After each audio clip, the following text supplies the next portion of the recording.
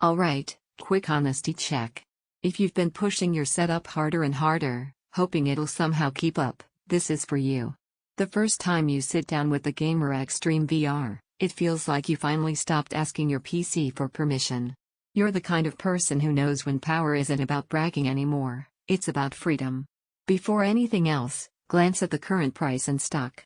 Systems like this don't wait around, and hesitation usually costs more later. You already had the upgrade moment. Maybe VR started dropping frames.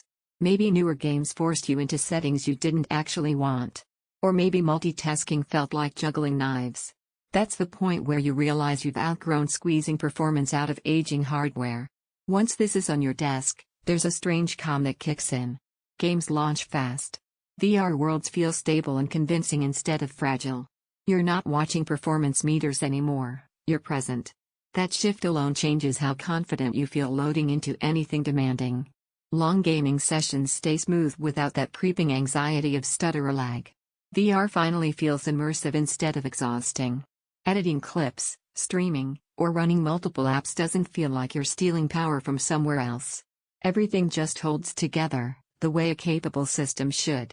It's not about specs once you're living with it. It's the way everything feels solid and predictable. After that, weaker machines feel uncertain. And every time you consider dialing things back, you catch yourself thinking how quickly you'd notice the difference. If you're even considering it, don't wait for those awkward stock gaps or sudden price spikes that always show up after you pause. You might think this is more power than you need. That idea disappears when you realize how effortlessly it handles heavy moments. The unexpected bonus is how smooth and composed it stays under pressure. No drama, no panic, just controlled performance that lets you stay focused. Owning this gives you a quiet confidence. You don't explain your setup.